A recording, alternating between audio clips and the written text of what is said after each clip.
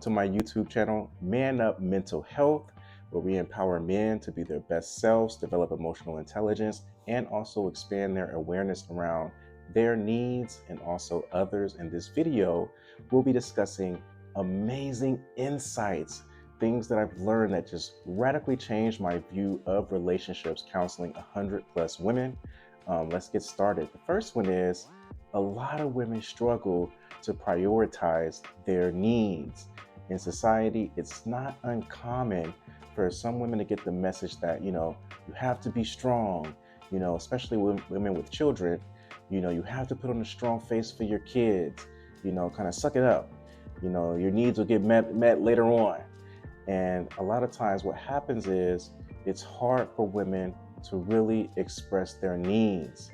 And when this happens, out of fear of, being perceived as giving up or throwing in the towel, or they didn't try hard enough, sometimes they will remain in unfulfilling situations due out of a fear of expressing themselves and asserting needs, whether it's needs for affection, needs for time alone, you know, or just need for communication.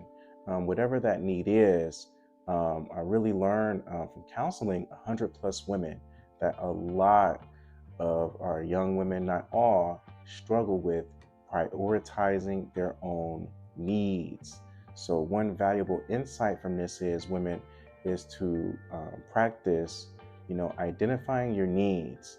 When a strong feeling comes up, try to connect that feeling to what are you needing. A lot of times I'll have clients, put number codes next to different emotions, and then also to pull up a needs list so that way you can kind of use that same code for each emotion for the need that comes up. And then we work on developing communication skills to express that need. But for now, just work on advocating for yourself and asserting your needs, whether it's through friendships, relationships, work relationships.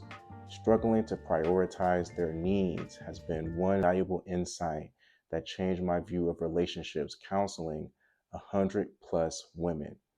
Another one is difficulty setting boundaries out of fear of being seen as being too aggressive or, being difficult. A lot of women I've worked with had difficulty setting boundaries, whether it's boundaries around their respect, values and boundaries around their time, due to a fear of either family members, partners, siblings, managers looking at them like, oh, she's too difficult. She's setting this boundary. She comes in here with her needs and wanting her values and to be respected, but we all deserve that respect, right? We all deserve for, our boundaries to be recognized. And there's a quote that says, when I violate my boundaries, I should myself, and then I feel guilty. But when others violate my boundaries, I should them and I feel angry. So in therapy, we have this really, funny phrase, don't should on yourself. A lot of times we always, I wish I should have said something. I should have set this boundary. I should have did something. And this is really common in both men and women. But for the sake of the topic of this video, women really struggle with that I've worked with setting boundaries out of a fear of being seen as too difficult. So this really radically changed my view of relationships because sometimes men will believe like, oh, women get what they want and all they got to do is just snap their fingers or say something and they get it. And then the alpha and beta male conversation, these men just give women all the things that they want.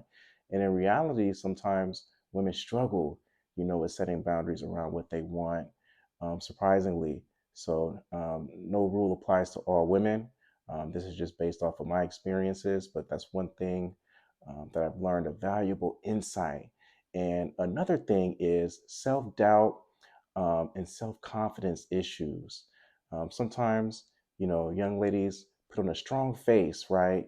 Society often sends messages of women are supposed to be strong, don't come off weak, you know, and what happens is at the expense of maybe some pain that's been buried deep down or some hurt or insecurities that often go unacknowledged, right? And men, you understand this too. Sometimes we're also expected to be super strong.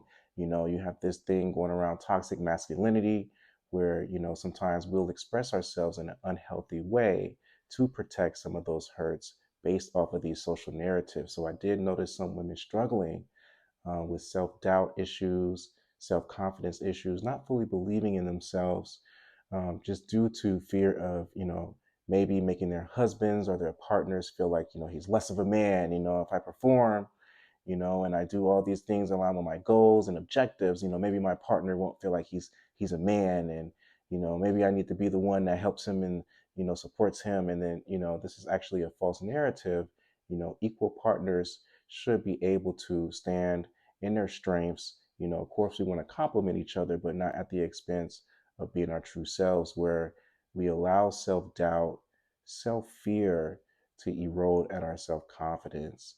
I can remember working with a case of a young lady who grew up in her family as being the oldest sibling. So, a lot of the household responsibilities, the chores, and the leadership responsibilities were placed on her, as there wasn't a father in the house.